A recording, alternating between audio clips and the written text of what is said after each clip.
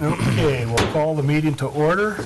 It's 5 p.m., February 2nd, 2018. This is a special meeting to discuss the restructuring of some of our utilities. And will the clerk please call the roll? Eric? Here. Kurt? Here. Jeff? Here. Nancy? Yes. Brandy? Here. Jay? Here. Mark? Here. Okay, we have a full assembly this evening. I know this topic has been kind of contentious since last May, roughly. So I'd like everybody to, keep calm and just, if you want to testify, when you come to testify, just, don't point any comments directly at anybody. And when you address the assembly, address the whole assembly, not one assembly member. And first thing we're going to do is the manager, Giesbrecht, will give a presentation regarding the proposed reorganization of the Electric Utility and Public Works Department. The assembly will be given the opportunity to ask questions of Manager Giesbrecht at the end of his presentation. And I don't know, Mindy, is there paper agendas if anybody needs them available? Yes, on they're the outside? the door Okay, there. so.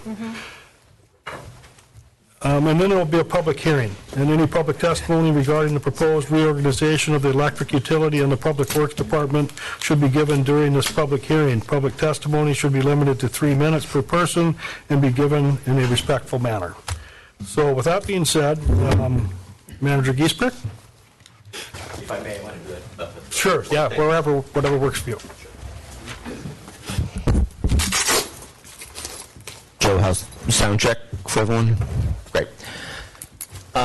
What we tried to do is to lay this out in a way to be able to show what we currently have, and then kind of 2 different options. One, which is the original proposal, and another, which is kind of morphed recently and been talked a little bit about. But current way it's set up, we had the power and light superintendent with electrician, power plant mechanic, meter reader, office manager, line foreman, reporting directly to what was Joe's old position. And on the public works side, we had Carl, Chris, and then streets, water, wastewater, motor pool, and sanitation reporting up through that organization. So that's how we're set up today. What the original proposal was, and this was to basically drop the assisted public works director position, reconstructed this so that you end up with a good reporting arrangement, and create the position of a utility director that would have the power and light office manager and then the same reporting structure that we had in the original one. So in other words, all of these people reporting directly to the utility director. So line foreman, meter reader, electrician, power plant mechanic, and also the water and wastewater supervisors, again, reporting to the utility director. This proposal saves about $116,000 annually going forward, not counting the recruiting costs associated with what we were looking at to bring a new electric superintendent in here. Basically, this is what we were talking about originally, and the downside of it is it unfortunately kind of repeats what we faced with, which is not a great succession plan for power and light.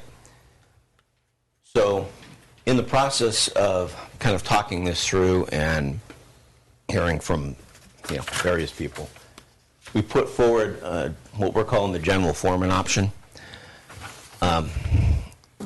Very similar in nature to the original proposal, but instead of having a line foreman, it's creating a new position called a general foreman.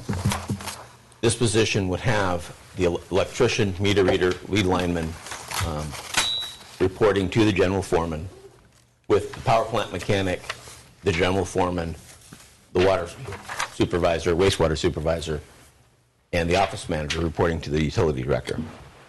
Now, one of the things that this does is gives you a little more clear-cut succession plan for power and light. By creating a general foreman position, we can then go in and adjust the job description and then negotiate with the union and add to that general foreman, and that's in your packet, some of the what we call management roles, like building the budget, doing some of the administrative side on the purchasing and project planning into this role. We can't do that originally, again, without renegotiating the salary there. So we would do that here.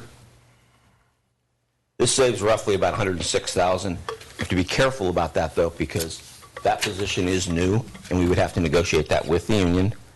So we've got a salary in mind that we've run by the people interested, talked to Scott through this, but there's no guarantee that would be set in stone. We would have to do the union process. We can write job descriptions. The union can negotiate salaries.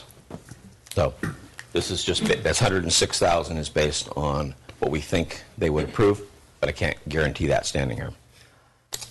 In both of these scenarios, Public Works is set up where we would have had the Public Works Director redefine what that means. And what the new Public Works design would be: sanitation, motor pool, and the streets foreman, reporting up to the new Public Works Director. Both of these proposals, try to limit the number of people reporting directly to manager, so we're not getting into too many direct reports, and it gives us a little bit of position where we've got some potential succession planning, which I think is going to be more and more important as we go through life. It's going to get harder and harder for us to recruit people. So anyway, that's the two proposals. Again, the original one was this, we'll call it the line foreman option. This is the one that we've talked about up until this point, saved about $116,000 annually. The general foreman concept is something I've been kind of tossing around for the last couple of weeks. It saves a little bit less money because of some money built into this, but gives us a little more flexibility on some succession planning. And I can answer any questions anybody has, or try to. Any questions of the manager on the proposal? And I'd mention one more thing. This is just an informational meeting, a public hearing. There will be no action taken this evening at this meeting. So any questions? Member Mucci? Thank you, Mr. Mayor. So what's the process of working with the union that represents Power and Light to change that job description? Well, what we would do would be we would submit them the new job description, and we would give them the salary that we're thinking of, which, by the way, is a little bit over $101,000. That's an hourly position, so it'd still be in the union, and they would come back and say they agree or they don't. When we'd go back and forth and say, what are they thinking, what are we thinking, and we'd end up negotiating what those salary ranges would be for that job. Member Mucci? Yeah, just another question, Mr. Mayor. So is it just a salary negotiation that it is? Or Correct. is it a job description as well as a salary? No, Borough has a right to do job descriptions any way we choose. That is not negotiated. The union has the right to negotiate salary. Thank you. Member Moreau, you had a question? Yeah, I would like to know what the proposed salaries for anybody that beyond, just not just the general foreman, but the new director would be, everything like that. Okay. Let me walk through that. Okay. I'll kind of start at the beginning. Our former electrical superintendent was making $102,500. These does not include benefits or any kind of retirement stuff, so this is pure salary. The utility director position would be $108,000. The proposed public works director was $82,000. The lead lineman is, and we got it both hourly and annually. Lead lineman is $45.97 an hour, or $95,617. And I think I got them all. And the general foreman was? General foreman was just over $101,000. So about what the old superintendent was making? Correct. A little bit less, but Okay. Member Waller? yes, sir. Thank you, Mark. Just so I'm clear, the numbers that you just rattled off are just pure salaries, they're not benefits? Correct. Okay. Yeah. Salaries, no benefits, no retirement baked into those. Member Moreau? I would like to know what your plans are for, I mean, if this goes through, and what happens when Carl retires, or, I mean, you're kind of like, to me, how it appears to me, you're not really leaving a position where anybody would be qualified. Well, I to a certain extent, I disagree. We'll look at the general foreman one as as an example. You have a utility director, and you have 3, what we'll call, department, supervisors in wastewater, water, and the general foreman themselves. Clearly, the hope is, and the way you normally do succession planning becomes Carl's job or utility director's job, is to make sure these folks are learning what they need to know to be able to someday advance. Doesn't mean that they will, and doesn't mean that there's not challenges with that. But I can tell you, I mean, Carl's, how he's run public works for a very, very long time, his supervisors are involved in budget, they're involved in project planning, and so they get, tested in those areas in a sense, where they're allowed to be involved in it and build those skill sets that are often the linchpin of what the department head needs to know. So in this environment, you've got 3 potential people that are going to be learning skills that can allow them to move into that position. You could say, okay, what happens if Carl retires and none of these folks are ready? You can go back and change it again. I mean, one of the things about this stuff is there's no requirement that we always have the same organization. If we got, 5, 10, 15 years down the road, whatever it is, and we don't have anybody available here, and this person retires, you can try to recruit for that. I've seen jobs out there. This is not an uncommon setup.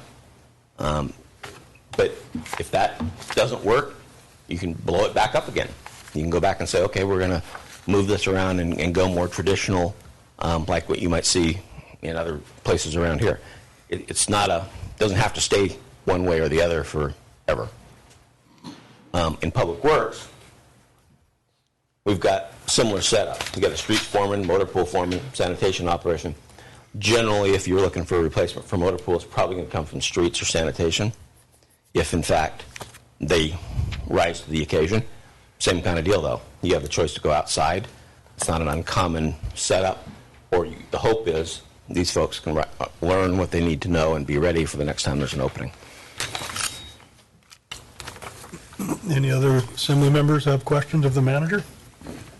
And then after public testimony, there'll be another time slot on the agenda for the assembly and the manager to have more discussion, so. Can you give me just a minute to move the podium and stuff? Sure. You're done with me? Yeah. Okay.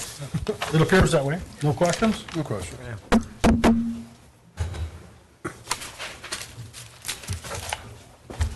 Any questions?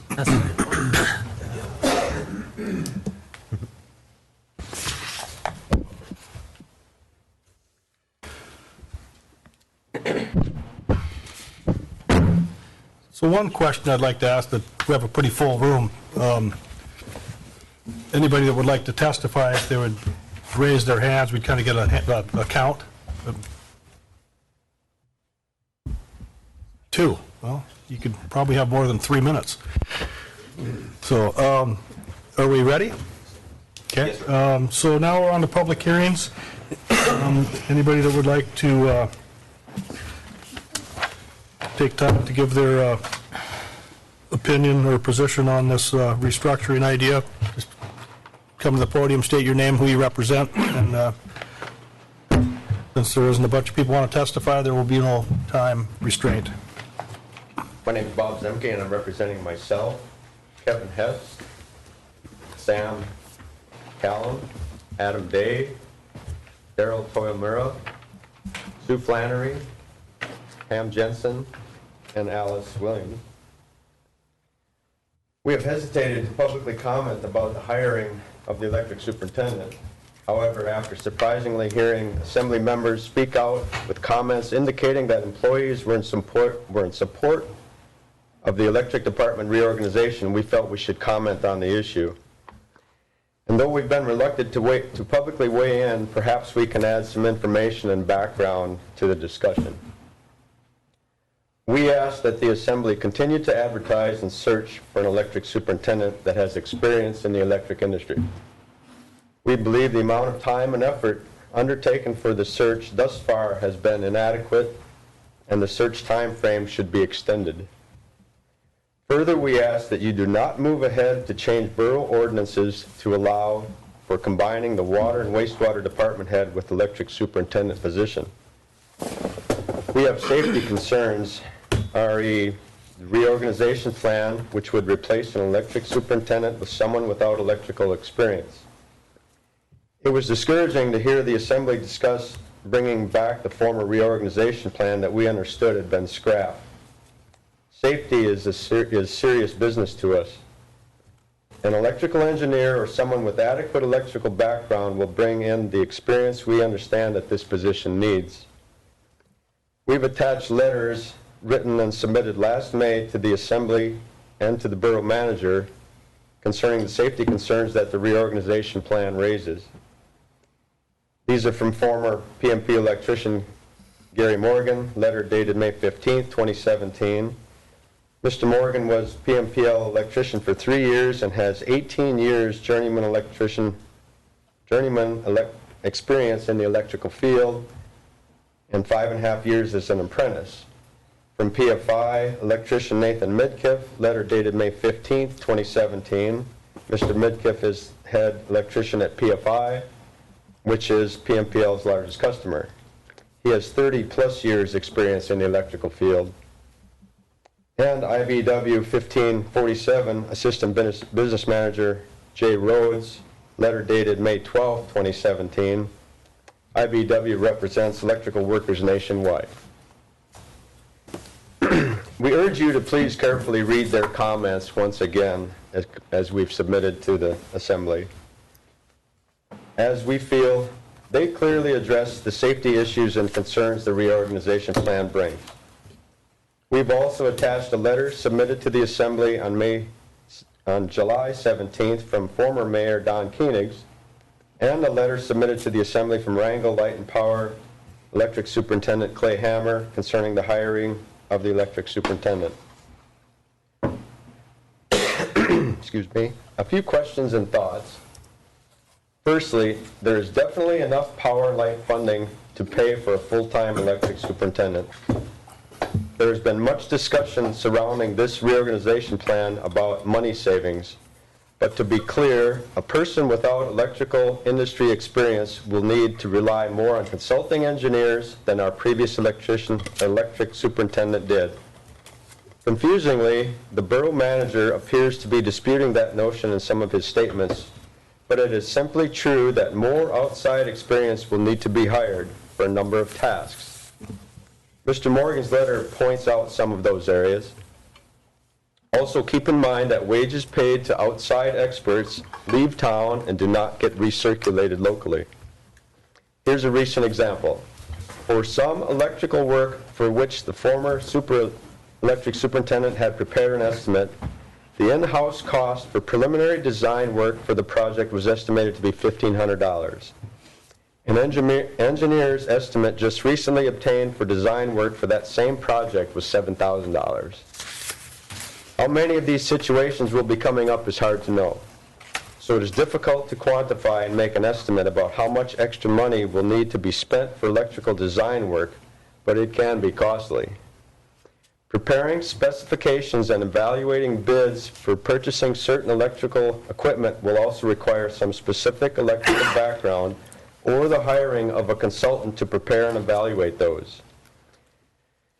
Some questions come to mind about electrical upgrades in the community. Our large commercial customers have often brought engineers by our office to go over their upgrade plans.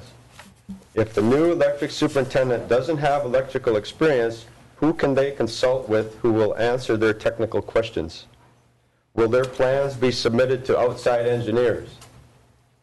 On municipal upgrade plans, for instance, at the harbor where borough hired consultants would in the past submit design plans to the electric department, would we plan to hire a consultant to review the harbor consultant's work? Another concern about hiring a person without electrical background is that even when electrical consultants are hired to design a project, there will generally be questions that come up, whereby a full and thorough understanding of the project is extremely beneficial. So, for example, if you don't know what that piece of electrical generating equipment is supposed to do in that situation exactly, then you may not get what you need in the final engineered project. Cities who don't have expertise in their departments will often have a city engineer on staff to fill that void. Another thing to keep in mind is that although we are a small utility, the electrical superintendent is responsible for overseeing not only the power distribution side, but also our own hydro generation facility and our diesel generation facilities. Add to that the interconnection with the SEPA transmission lines, and you can see there are a number of responsibilities that the electrical superintendent has for which electric experience is suitable. Oversight of the protocols for switching orders and for energizing the system is an added responsibility. Electrical experience is invaluable for long-range planning for our utility as well. We are well positioned for the future because of good planning in the past. Why was the posting for the position that was requesting an electrical professional advertised at a salary range of $90,000 to $110,000 when the borough manager had earlier said he was willing to pay Mr. Hageman, who has no electrical background, $108,000? Is that realistic? Maybe a strategy to conjure more interest would be to show a salary range DOE, depending on experience, so as not to discourage a good candidate who may be interested. We saw an ad that had been published in a regional publication only one time. How much effort has been put into this search? The Borough Assembly only authorized the manager to begin recruiting for the electric superintendent position at the end of October, just as the borough has experienced in other job searches for department head positions in the past. Finding suitable candidates can take time.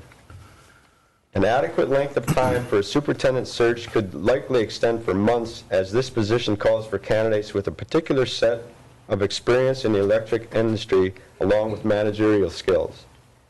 We ask that you extend the time frame for recruiting interested applicants accordingly. A search over an extended period of time should find a qualified and appropriate candidate. In the interim, we have Scott and Carl in place to deal with matters that need to be addressed. Voices in the electric field were not consulted or listened to when the reorganization plan was conceived. Why was the retiring electric superintendent left out of any planning for his replacement or in assisting in preparation of a job description? He understands the electrical field. He has a thorough knowledge of what skills are needed in this particular job. Why wouldn't the borough manager or the assembly make a point to hear what his thoughts were? We urge you to keep the electric superintendent job description as is, which requires electric experience. We would ask you to read points 1 through 4 in Gary Morgan's letter very carefully concerning the electric superintendent duties and how they relate to safety in the workplace. Safety is paramount in this industry, and we can't stress loudly enough, electrical experience matters for this electric superintendent job. People can get killed in the blink of an eye in this industry, literally in the blink of an eye. Thank you. Thank you. Anybody else in the audience that wants to testify? I saw only 2 people raise their hands, so. I also have a comment from Don Koenigs. He couldn't be here tonight, and he asked that I would ask this question. So I'm also representing Don Koenig. Yeah, I don't know if we want to get back and forth, and he wanted us to answer a question he was going to ask. Can you say that again, Bob? Well, Don gave me a question to present in this meeting for him. So I'm going to refer to the assembly if they want to hear comments submitted by somebody in writing. Is that public comment? Either that or Mr. Koenigs can be asked to email it to us. It might be more proper unless he, Member Wallinger? I wouldn't be opposed to hear what Don's question is, but I don't expect an answer. I'll write it down, and then I'll so he won't have to email me. I mean, if it's at the pleasure of the assembly. I guess, that kind of makes sense to me. If he's going to email it to us anyway, Yep. it may as well be read to us. How Sure. does the rest of the assembly feel? I'm comfortable with that. Okay. All right, the question won't be answered here tonight, though this isn't. So Don was asking about, in the paper, the pay scale for the utility director position was $116,289, according to what the article in the paper was. He's questioning, does this amount include benefits? And if not, why was this position not advertised at this amount for the electric superintendent position? Why wasn't it advertised for that amount higher than the $110,000 that it was originally maxed out at? And if not, is health insurance included, et cetera, benefit package? So these advertised amounts, they didn't get advertised accordingly, or this total amount did not get advertised accordingly. He's asking that question about that amount. With the I Assembly's haven't read the paper, approval, but the manager Yeah. says an answer. So- if it's okay with the Assembly, I can answer this. Please, It's actually sir. a mistype in the paper. The 116 is the amount of money saved, not what the salary was. The salary was Okay. 108,000, like I said earlier. Okay. So, Mr. Koenigs, if you're listening, that's the answer. If not, maybe we could respond. Steve, would you be comfortable in responding to Mr. Koenig for that answer? Yeah, not a problem. I can make sure Okay, Don thank you. does. Thank you, Mr. Zemke. You got it? Okay. Mr. Jensen, your turn to testify. Thank you, Mr. Mayor and Assembly members. Thanks for hearing me. I just want to go through a little history. I was born and raised here. My father was born and raised here. His father came over and helped settle this community. So I have a real deep interest in this community. It goes back to the roots. And with that being said, I don't think the direction we're looking at here is the right direction to go. I don't see where it's going to save money in the long run. I just don't see it. And I've been involved. I'm not coming to you blind. I've been involved with Thomas Bay Power Authority for about 6 or 8 years. I can't remember the exact amount of years. And SEPA, I've been on that board for 6 or 8 years. As I've chaired both of them, but I still don't know enough about electricity to tell you how to run a power plant. I do know what it takes to keep an organization like SEPA going. It's a lot of work, and it trickles down to our department here. It's a lot of work, and I'd like to keep a person that's got a degree in engineering, electrical engineering, as the leader of this group of people. And I agree with everything Mr. Zemke said. I just want to reiterate that. I think he did a good job presenting the issues that he thought were present, and I'm with him in his thoughts there too. So that's basically all I had to say. Thank you for hearing me. Thank you. So I'll throw it out there again. Is there anybody in the audience that wants to testify? Because if I see no hands go up, the public hearing will be closed, and we'll go back to the next thing on the agenda, which is Assembly Manager discussion. Okay, thanks everybody for coming, but I see no one else that wants to testify to the public hearing, so we'll move on to item 4 on tonight's agenda, and that is Assembly Manager discussion. So does the Assembly have any comments after hearing the testimony that was presented to us this evening? Or have you thought of anything about the flow charts during the half hour, or Member Castro? Yeah, my question about this is how Scott's role would play in this, and why he wasn't considered in the electrical expertise department. And to be able to have, you have a manager, but then you have a specialist who'd be working underneath it. And as if we follow this general foreman position plan, where he would fit into the workflow, and why consultation would be needed for electrical projects if he was involved with the project. Yeah, I don't have an answer for that, but I know on our Monday afternoon meeting, we're going to have the first reading of the 5 ordinances that are slated to be modified to fit this restructuring idea. And in there is going to be three job descriptions: utility director, general foreman, I believe, and public works director, if I stated those correctly. Maybe that question could be answered in that discussion. And then for all of those 5 ordinances, the first meeting is the 5th, and then I think we were going to have the second meeting. I can't remember what date we chose, the 20th, and maybe we'll reschedule that, maybe not. But the second meeting we'll have a public hearing, so we can go through the same process here, but on each individual ordinance. So we'll have 3 job descriptions and 5 ordinances that need to be modified. I don't know. So anyway, I don't know, do you have any other input, Member Castro? Well, I was also thinking about kind of something that Andrew Donato had said, the Ketchikan electrical division manager, was about how it's about handling people, and that management experience is more important than being experienced in the electrical field.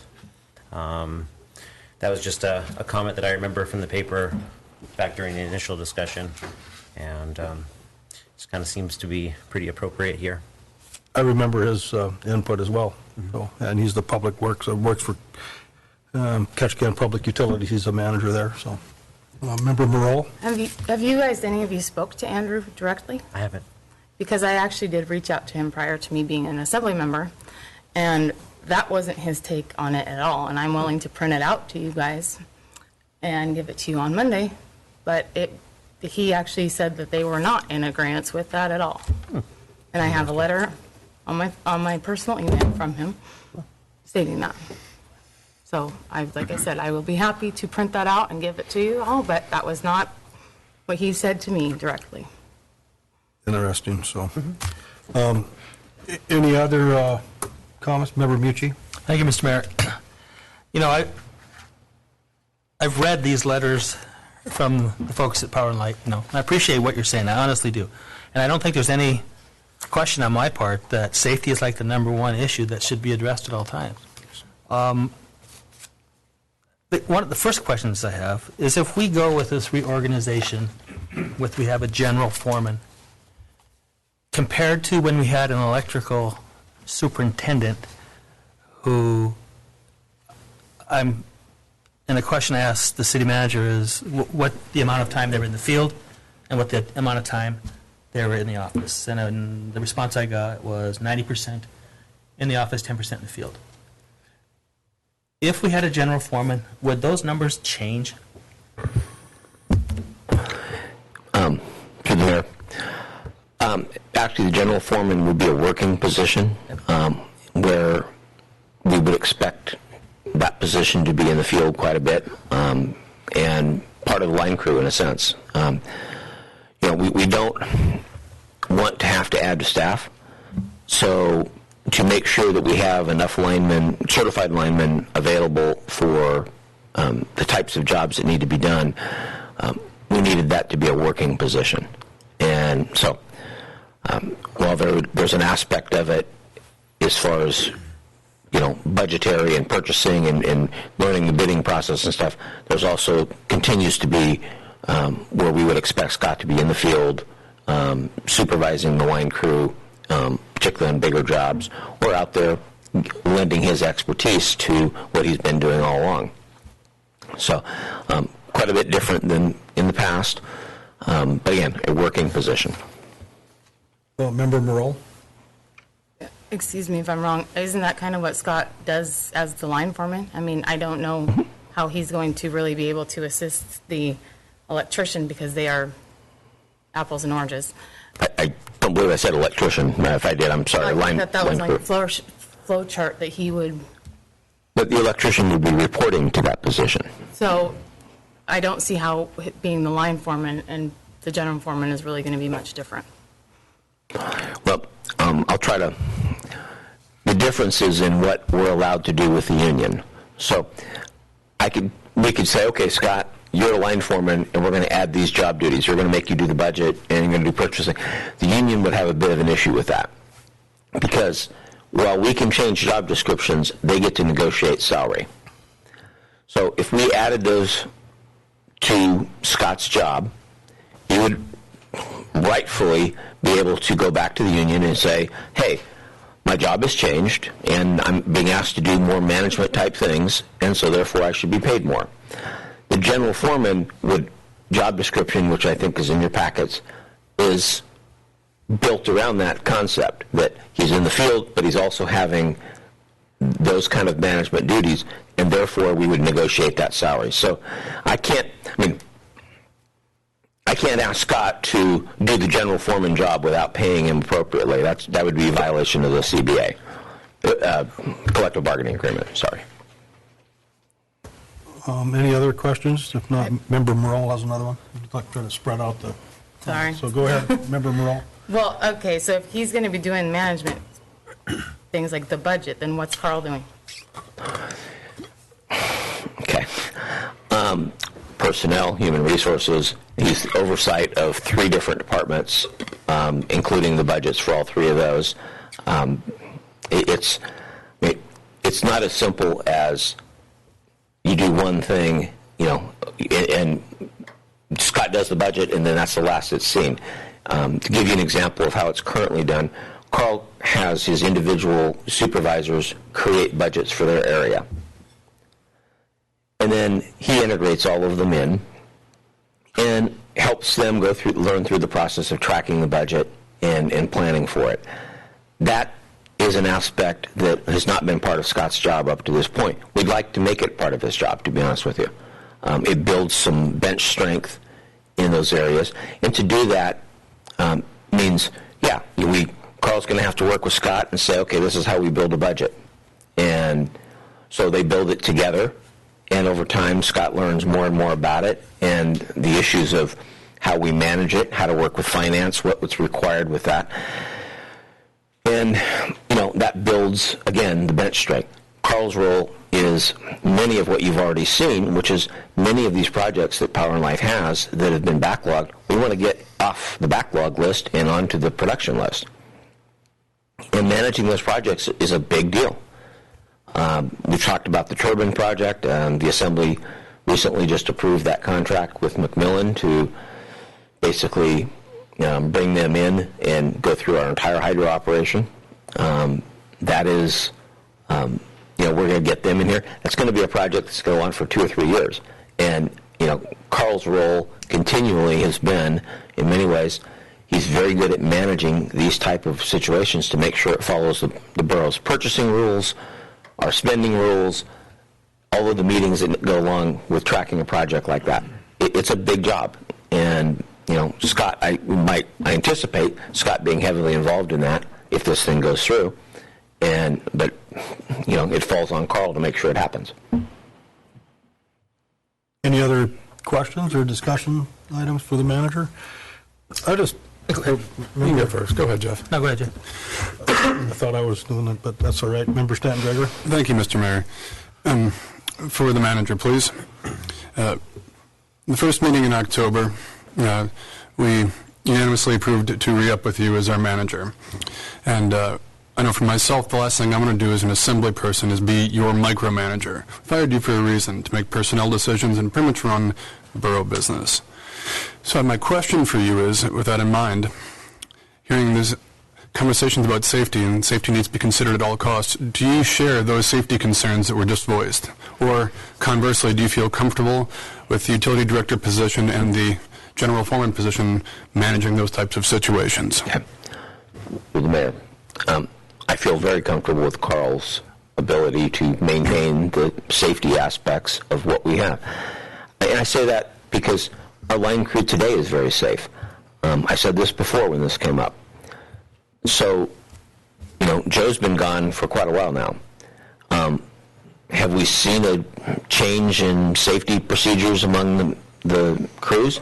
I mean, I don't think we have. If we have, boy, it hasn't been because of, anyone other than the line crew themselves, and I don't believe that to be true. So, meaning why would suddenly we decide to be less safe? That is a huge part of IBEW training. It's a huge part of being an electrician. And so I guess I've never really fully understood why the expectation is, because I know Joe was not out at every job. He's a very, very good manager. But he was not at every job that the line crew did. And they did safe work.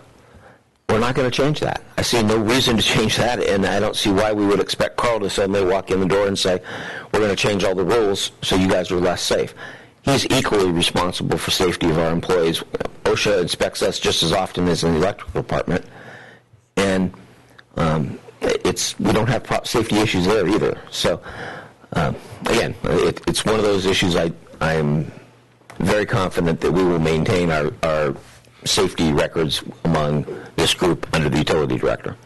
May I Further further clarification? Thank you, Mr. Mayor. Just a further clarification, and thank you for speaking to the safety issues regarding Mr. Hageman. Would you feel the same way regarding Mr. Newman? Oh, without a doubt. Even more so. I mean, he's been a lineman for many, many years. He's been operating as the interim superintendent for a very long time now. Yes. And again, we're not having safety issues. I don't expect that to change, and I don't think Scott would allow it to change. Thank you very much, Mr. Manager. Member Mucci? Thank you, Mr. Mayor. So, for me, one of the big concerns I had is when I heard that this was going to save money, and while that might sound good to the public, I think, we need to look at the whole structure. If we were to hire a person who was an electrical engineer, would we be doing away with outside consulting work that the city would be hiring for electrical programs that we were trying to put together? Steve could probably answer this best, but from my recollection and the discussions we've had on this, that we used a consultant when Joe was there, but to what level we'd need to use a consultant if someone with Joe's expertise wasn't there, would it increase? I don't know. That's a moving target. Member Mucci? Yeah, Mr. Mayor.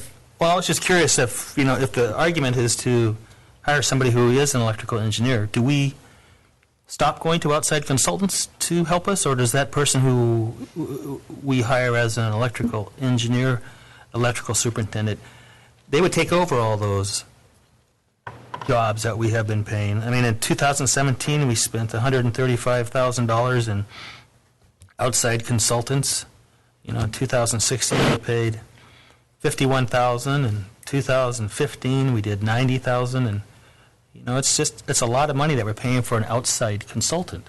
And if we're going to save money by hiring an electrical engineer, I would hope that we would do away with this outside consulting, because hopefully whoever we end up hiring would be able to have that expertise, and we wouldn't need to go outside to look for other contractors.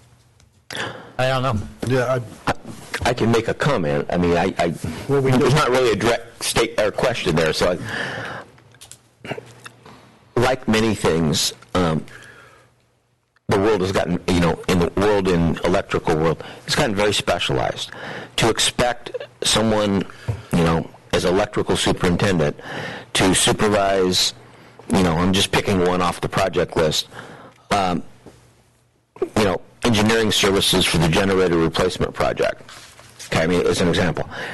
It starts to get very, very specialized, and, we used a consultant for that when Joe was here, and guess what? That's perfectly acceptable.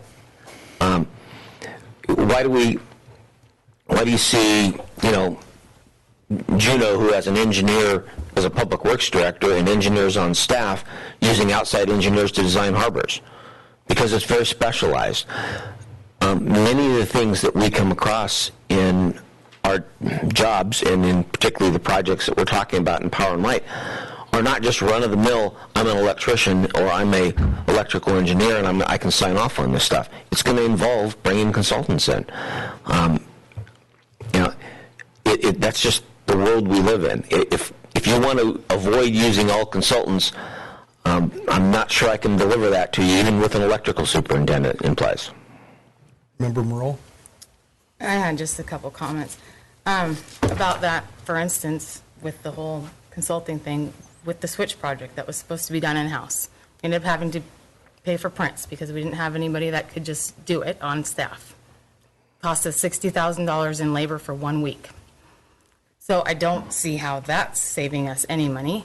And these are small projects that are now going to have to be engineered because we don't have anybody that is capable on staff to do these smaller projects. So yes, the bigger ones, of course, are going to have to be engineered and have outside consultants. But smaller jobs that have originally been done in-house, those ones would not have to be engineered or consulted if you had somebody that knew what they were, or that had the qualifications, or hopefully even an engineering degree would be great. But, you know, I don't think that we have to go that far.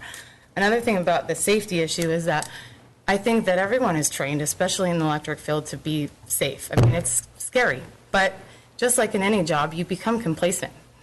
And that's when you rely on management and people that know to keep you in check and to make sure that you are doing your job and doing it right and you're not cutting corners. And it's just common. We all do it. But if you have management that's not aware of if that's cutting a corner or not, they can't exactly make sure that you're being safe. And I see a lot of head nods, so I think that everyone agrees with me. But this isn't a Right. whole thing. Member Mucci? Thank you, Mr. Mayor. Well, in this whole reorganization program, I never thought Carl was going to be out in the field supervising electrical projects that are going on.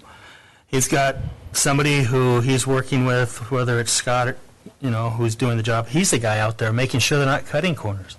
I wouldn't expect Carl to know all the ins and outs of the safety issues related to the electrical department. I would depend on our director, or whatever we're going to call him, to make sure that his crew is not cutting corners. I've never seen those guys be complacent at all. They're very, you know, they seem very organized. They seem to be very safety conscious. I haven't heard any issues whether or not there have been safety violations with the electrical utility. I don't know how it would start happening if you had somebody like Scott as the general foreman. I don't know.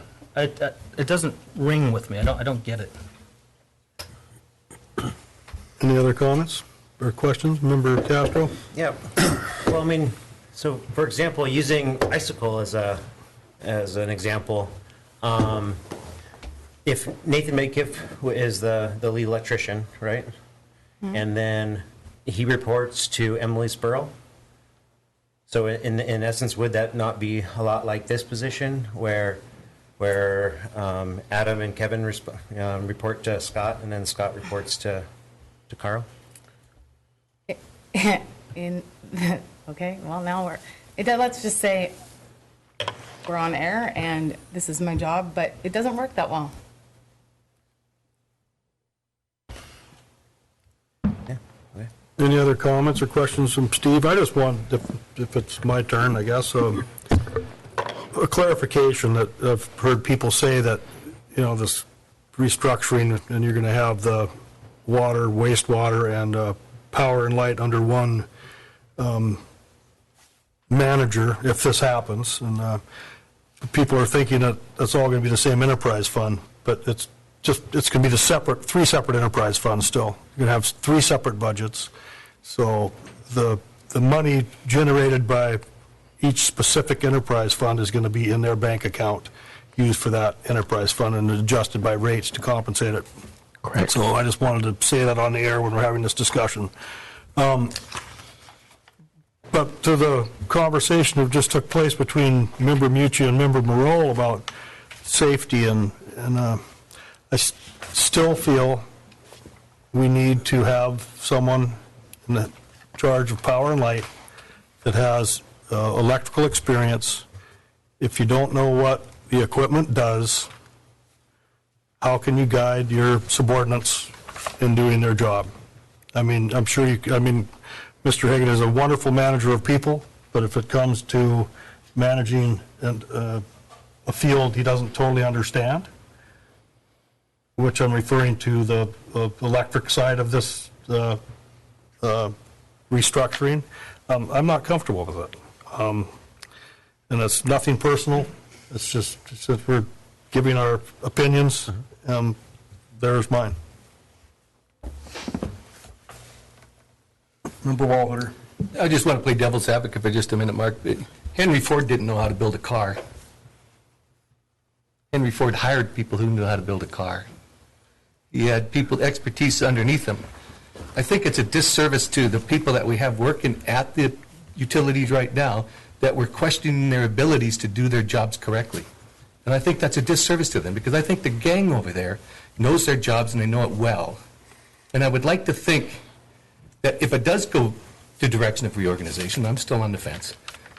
I would like to think that they would realize they're in this together, and it would benefit all of them to do a good job, because, and be safe. I mean, I'm a knucklehead, and I wire all of my own stuff on the boat. And when I touch a wire, I am here now.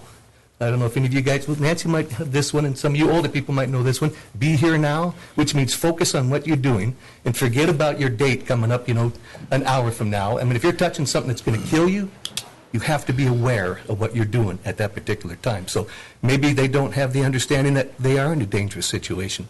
But whenever I open up my electrical boxes on the boat and get ready to touch the wires, the first thing I take is a voltmeter to see what I'm going to touch is live or dead. And, before I work on it. That's the very first thing I do. And sometimes if I walk away from it for a little while, I'll come back and put the voltmeter on it again. So, I mean, these guys are trained to do this stuff. I'm not. So I'm just throwing it out there that, I think Bob knows how to do the switching and go from diesel generator to hydro, and, because that's his job. Scott, I think understands the safety aspect, and, and I know that by people that are going up the pole, they know their job, the safety aspect of it. And if electricity is going to kill somebody and we're wiring them hot now, why don't we shut the power off? Do what you got to do, turn it back on again. So what if we're out of power for an hour or something? I think there's ways that we can look at this, but like I say, I'm still not there yet. I mean, I'm just trying to throw some things out there and try to get some answers for them, and, so that's my comments. Member Morrell. About the expertise, I agree. They do have great expertise in that department. But what happens when you have turnover and you start losing the expertise that you're relying on? A lot of these guys have been trained as apprentices, and they've only been, the only on-the-job applications they've done is something that they've done on this line crew. And if you start to take jobs away and projects away, you're going to start to lose that expertise within your crew over time, because you're not doing the bigger jobs yourselves. You're not getting that experience.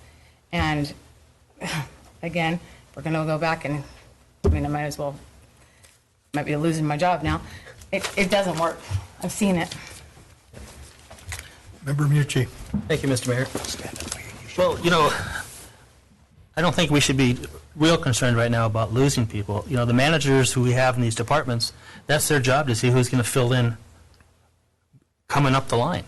And I don't think by somebody retiring from either Public Works or Power and Light that the next person that fills in behind them is going to be less qualified in the electrical field, unless that's what the city wants to do. If they want to hire people who are less qualified to work for the electrical department, you could certainly do that, and then you're going to get into mistakes. But I honestly feel that when you're looking for people who are working with power, you're going to want people who can. I mean, you're not going to want me in there up in the bucket truck trying to switch a transformer, and I don't expect Carl to be up in a bucket truck trying to wire a transformer. I would expect Scott to be on the ground making sure that is all happening, and I would expect at some time during this transition that Carl would be out on that crew just standing around watching, seeing what's going on. I know Carl doesn't have the expertise as the electrical superintendent, but that wasn't what one of my concerns was. I wanted to make sure we had a person like Scott who was supervising that department, supervising those employees. If he had issues with the budget or administrative tasks, he could work with Carl or whoever else within the city to, take care of those deficiencies that he might have. But to think that you're going to have, and I've always been uncomfortable talking about the employee's name because that's not really my charge up here as an assembly member. I leave that to the manager to take care of all that stuff. And like it's been said earlier, I'm not really into micromanaging this thing. if the city manager who we're paying good money tells us that this idea might be a better way to go, I'm certainly all in until it turns out to me that this is not going to work. Thank you.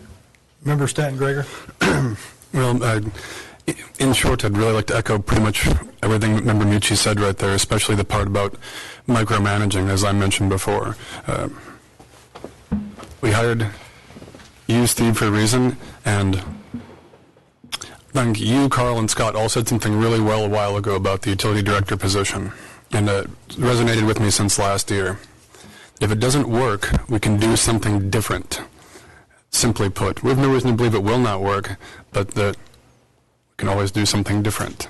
And that's the beauty of your role, is you can find a way to do these things. You created the utility director position, and a quick point of clarification from our last meeting. It was I had accidentally directed you, Mr. Manager, using names of hiring. That was not my intention. It was wanting to echo your plan from last May. I hope you hire whoever you want for all the positions you want. Again, that is not my role to do. That's all. Mr. Mayor, may I say something? It's kind of related but unrelated. There was an editorial in the newspaper today, and Bob kind of said a little some of the same types of things related to, Power Light's got plenty of money, or this won't save money for the general fund. I just want to make it very clear to the Assembly. As what I understand, your directions to me are find ways to save money and get more efficient. It's not just in the general fund. I think it is important for us to save money, even in Power and Light, because it's a cost of living issue. If we don't control costs there, then rates will have to go up someday. Or, hey, maybe we can find ways to where we can even lower rates. It becomes a cost of living thing. Again, whether or not this goes through, I'm just saying in general, my focus is saving money wherever we can save it, and that includes enterprise funds. Yes, enterprise funds have an easier time. They can change their rates up when they need more money. I would prefer not to have to do that again, and I think that's important. Yes, it's very easy to talk about how much money Power and Light has, but they've got some big projects coming up, and so we are watching how we spend money there, and I do the same in every enterprise fund. So, thank you. Any other comments? Member Mucci? Thank you, Mr. Mayor. So somebody mentioned something earlier tonight about working on I don't know if the right word is, working on a line when it's hot. So why does that happen? I mean, can they turn the power off and work on that line?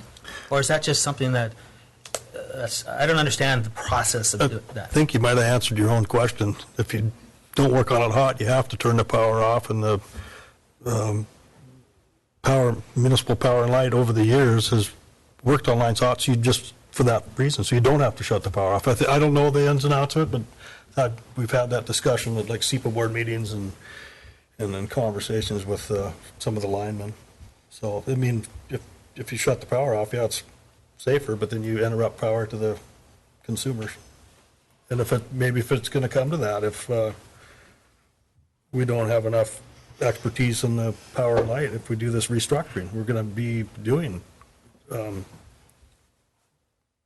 going to be doing hot work anymore.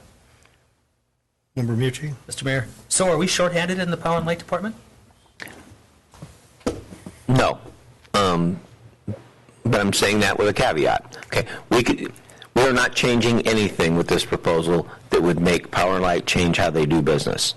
So, for example, if they continue to fix things hot, we still have 4 people that would be available to do that. That's a decision that I leave up to Scott and his line crew when it's appropriate to do something hot, when it's not. And they're the ones who have to put their life at risk, and they know when it's safe to do that and when it's not, and to use the skills they've been taught. The staffing issue is one, I mean, to echo what Assemblyman Morales talked about, is whether or not we do projects or outsource them. And this is an ongoing debate on a lot of different levels. And if we wanted to have a construction crew in place where we were doing all of our own projects in-house, we would have to hire more linemen. There's no question. So, can we schedule and do small stuff ourselves? You bet. But if we want to do all projects in-house, then we're short a lot of linemen. And it has nothing to do with the superintendent position. It has to do with the actual, bodies that are actually doing the work. Most municipalities don't do a lot of big projects in-house. They outsource it for that very reason. They don't want to have 4 extra linemen on the payroll when, in fact, we may not have that many projects that are going at one time or another. So, it depends on how you want to look at it. If the direction from the Assembly is we want to do all of our projects in-house, then yeah, we're severely understaffed. If I had to add people right now in a perfect world, I'd be more worried about, backups for Bob and, mechanic and the hydro. He's a single-man shop right now. We train operators to help him out, but that's probably our biggest weakness, and not because we couldn't find a mechanic, but because it also ties into what we do at the hydro, and that's a little harder position to fill. But again, we're trying to watch pennies, and we have not asked for another position. But again, saying it again, if we're going to do all of our work in-house, if sometime the Assembly wants to get into that level, then yeah, we're what, Scott? Probably at least 3 linemen short. Well, if you want to keep one crew going and keeping everything going and doing hot work, you got to have a hot crew and then somebody to do the day-to-day work. Yeah. So again, how we do business today, no, we're not understaffed. If that was to change and everybody wants stuff done in-house, that's a different world. Member Mucci? Thank you, Mr. Mayor. Well, that's the conversation that we've had in the past, was whether Public Works was going to do street reconstruction or city crews were going to do city projects. And there was a bunch of debate about not doing that. We weren't in the construction business, this, that, and the other. And maybe that's a discussion that the Assembly needs to have, is if we want to have all the electrical projects done in-house. Same thing with Public Works. If we want to have that discussion about turning the Public Works Department into a construction company and competing with local businesses. I mean, maybe that's where the discussion should be, instead of me worrying about who's up in the bucket truck. Because, I appreciate what the Power and Light guys do. I appreciate the Public Work guys for keeping the streets safe to drive on. But, like I said before, I am depending on the city manager to help me through this process. Any other discussion? I know one that seems to me like the focal point of this whole restructuring thing has been the Power and Light. Mm-hmm. But I think there's aspects on the Public Works that need to be addressed as well, as far as, like you said, are we a construction company? Mm-hmm. But I look through the qualifications, these job descriptions, and I'm not going to get into that tonight because I don't think that's part of this discussion, even though they're on the agenda. I'll be talking more to those Monday when we start the first readings of our 5 ordinances, and those job descriptions and job duties and qualifications and such. And like Member Greger mentioned earlier, Stanton Greger mentioned earlier, that the position we took at the meeting on the 16th, when we gave direction to the manager to hire specific people, and now we realize that was by code and charter not correct. So that's on the agenda under Member Moreau's advice or recommendation to talk about. And one of my questions would be, and we don't have to do this, but since we're not going to give the manager, we can't give him direction who to put in these positions, how are we going to advertise these jobs, or are we going to? Are we just going to ask for the most qualified people on staff, borough employees, to take those positions, instead of, before starting this conversation back in last May, saying you're the most qualified person, this is how we're going to do it. So anyway, we'll have that discussion starting Monday at noon. Member Dan Greger? Just a point of information, Mr. Mayor. My intention was never to direct the manager exactly who to hire. My attempt was to validate the words he had said himself in May of 2017. Just a point of information. Okay, well, thank you, but the way it was stated in the motion that was made said direct. And understood. Okay, all right, we're not going to get into that debate here. Member Mucci, you had another comment? No, thank you. Any other discussion or questions of the manager? The public hearing has been closed, so we're not going there. Next item on the agenda is 5. Entertain a motion to adjourn. So move. Is there a second? Second. All those in favor of adjourning, say aye. Aye. Meeting's adjourned.